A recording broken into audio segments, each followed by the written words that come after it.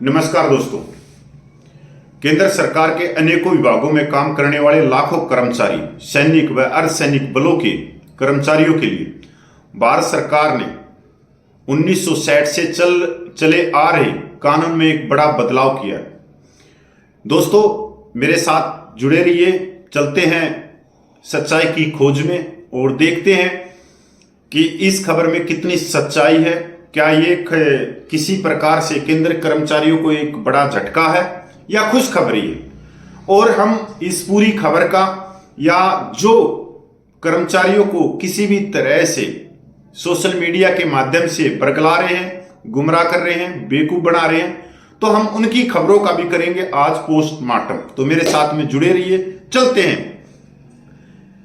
दोस्तों, एक लेटर निकला था जिस 11/10/2022 को, जो निकाला था government of India, ministry of personal, PG and pensioner, department of pension and pension welfare. इसी लेटर का हवाला देते हुए पे service, government of India, ministry of defence, department of military affair ने 13 मार्च 2024 को एक लेटर निकाला है, जो आप मेरे आसपास में देख सकते हो दोनों तरफ। ये लेटर तीनों सेनाओं के जनरल साहब को भी दिया गया है। तो सब्जेक्ट क्या है इसमें calling of rate 5 lakh on subscription on DSOPF AFPPF in financial year.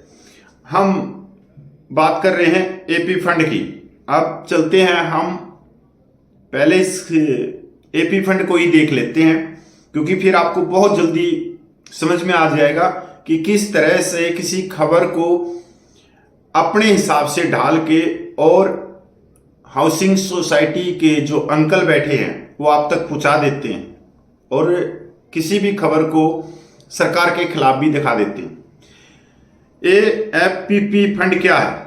AFPP fund एक सरकारी बचत योजना जिसमें रक्षा व्यक्ति के वेतन से योगदान के रूप में एक राशि ली जाती है, जिस पर भारत सरकार एक निश्चित ब्याज दर का भुगतान करती है।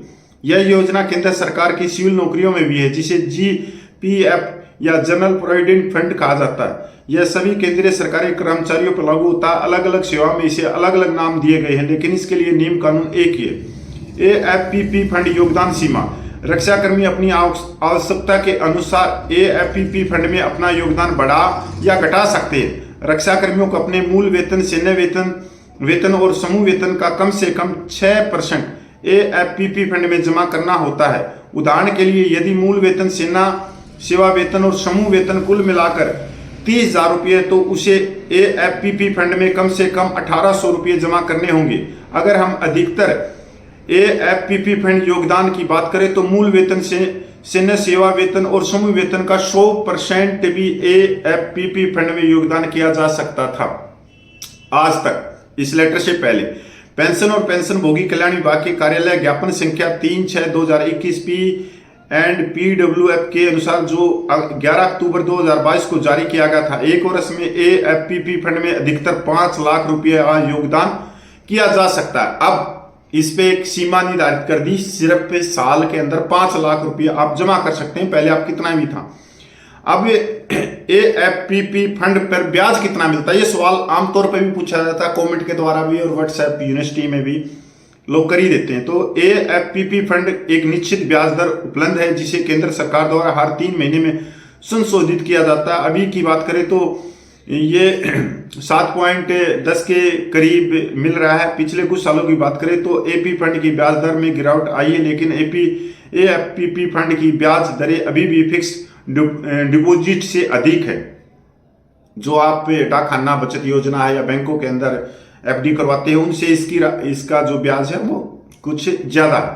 AFP फंड टैक्स लाभ: AP फंड पे किए गए 1,50,000 रुपये तक के योगदान पर IT अधिनियम की धारा 80C के तहत कर छूट है, यानी 1.5 लाख रुपये तक AFPP फंड कोई टैक्स नहीं लगता। इसके अलावा जब कोई डिफेंस पर्सन पेंशन जाने के समय या बीच में AFPP फंड निकालता है तो वह रकम भी टैक्स फ्री होती है। AFPP अंतिम निकासी की पूरी राशि कर से मुक्त है। यह AFPP फंड का एक महत्वपूर्ण लाभ है। आपातकालीन स्थिति में या घर के निर्माण में या मरम्मत के लिए AFPP फंड की कुल राशि का अधिकतम 75% निकाला जा सकता है। निकासी के लिए एक आवेदन कार्यालय के माध्यम से जमा करना होगा और राशि 15-20 दिन के भीतर बचाव पक्ष के खाते में जमा कर दी जाएगी। आवश्यकता पड़ने पे एपी फंड के 6 महीने में निकाला जा सकता है। ये बात आप लोगों को आ गया।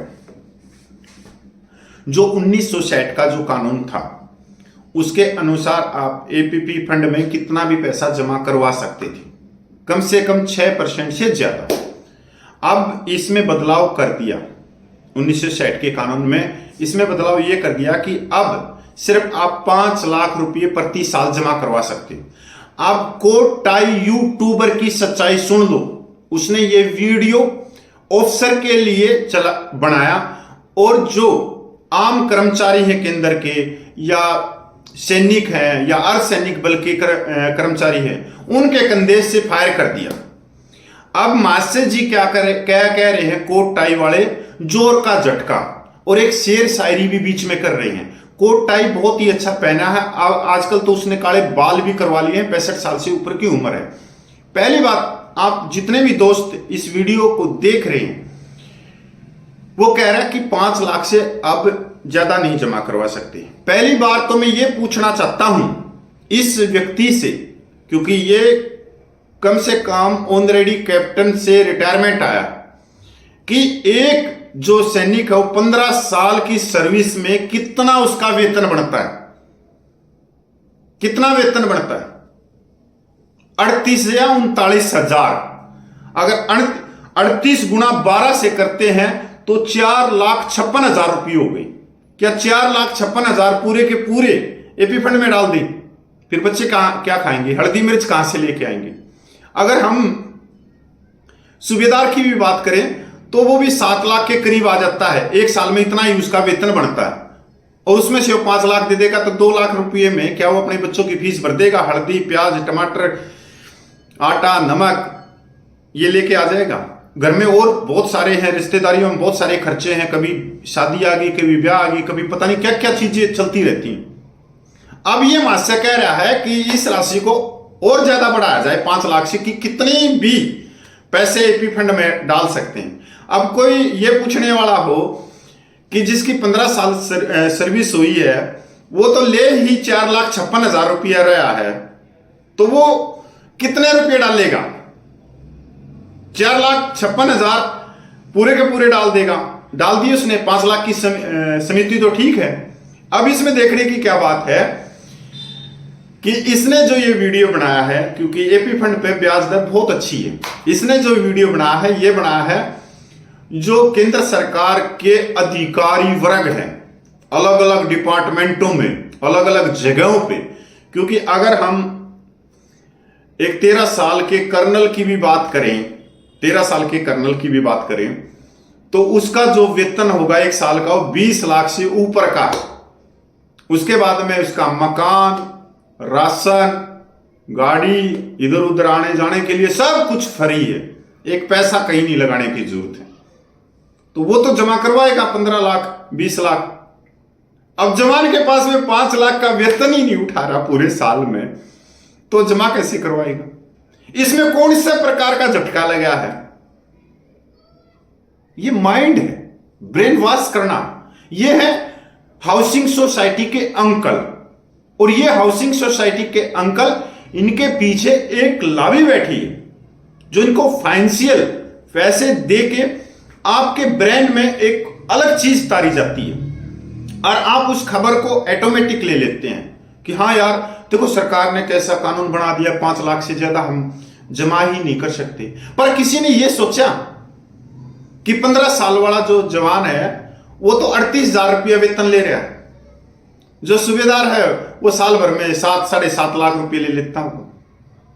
पर ये जवानों के कंधे से ये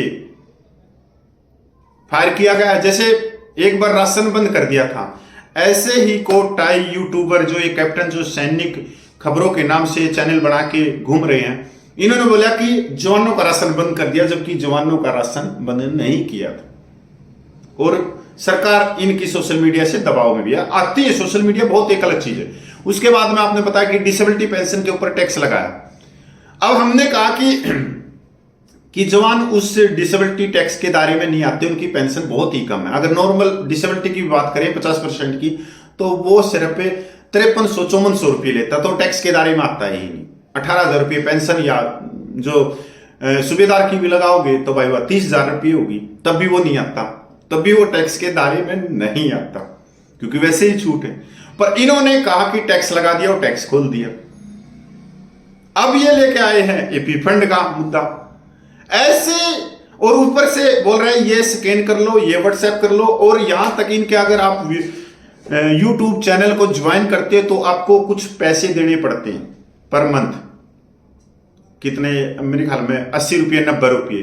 अपने चैनल पर किसी को कोई रुपया नहीं देना पड़ता, ना ही अपने व्हाट्सएप ग्रुप। तो इन चीजों, ये जो हाउसिंग सोसाइटी वाले अंकल है, आप एक चीज बहुत बेहतरीन तरीके से समझ गए होंगे कि मीडिया का कमाल, मीडिया जो दिखाना चाहिए, सच को झूठ और झूठ को सच, आपको बरगलाना चाहिए तो बरगला सकती है, आपको सच के आईना दिखा सकती है तो मीडिया वो भी दिखा सकती है।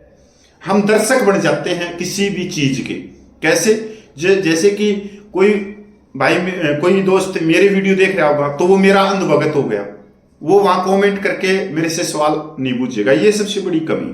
कभी किसी के अंधभगत मत बनो, क्योंकि ये बहुत सच है चीजें हैं कि जो कोट टाई पहनता है वो हाथों हाथ बीमा पॉलिसियां बेच देता है, और ये बीमा पॉलिसियां बेचता है, ये बहुत ही अलग तरह का इंसान है। जब भी आपकी कोई मांगे सरकार के कानों तक जाएगी, जिस तरह से अभी चुनाव का दौर चल रहा है, तो बहुत सारी जगह से खबरें आ रही हैं, उत्तराखंड से है, हिमाचल से है, पंजाब से, जब जो भी वोट मांगने जा रहे हैं, जो भी जिस भी पार्टी के जिनको भी टिकट मिली है उम्मीदवार हैं, उनसे पूर्व सैनिक सवाल पूछ रहे कि 1 साल से हमारा आंदोलन चल रहा था, आपको मांग पत्र दिया था, आपको ये दिया था, आपने उसके ऊपर क्यों नहीं आवाज उठाई, और अगर आप आगे बढ़ गए तो कैसे आवाज उठाओगे, कैसे हमारे को हक दिलाओगे। उस समय ये खबरें ना दिखा के, ये आपके ब्रेन वॉश करने के लिए कोट टाई वाले, बड़ी शर्म की बात है कि हमारे सैनिक समाज के किस खबर को किस तरह बना दिया, क्योंकि ये किसी और का ही एपी फंड में पैसा जमा करवाना चाहता है, जिनकी 20 लाख रुपया से ज्यादा वेतन है 1 साल का। अगर आपको ये वीडियो अच्छा लगा हो तो आप मेरे वीडियो को, जो और कुछ नहीं कर सकते, जो व्हाट्सएप यूनिवर्सिटी के अंदर जो ये हाउसिंग सोसाइटी के अंकल बैठे हैं, जो इधर उधर के गप्पे मारते हैं, कृपया करके उनके व्हाट्सएप ग्रुप में पक्का डाल दिया। और इतना तो कर ही सकते हो कि आप मेरा वीडियो उनके ग्रुप में तो डाल दिया करो। मैं पूर्व सैनिक कपिल फौजी, आप मेरे चैनल पे जुड़े हुए थे लाइव। आपका बहुत बहुत धन्यवाद।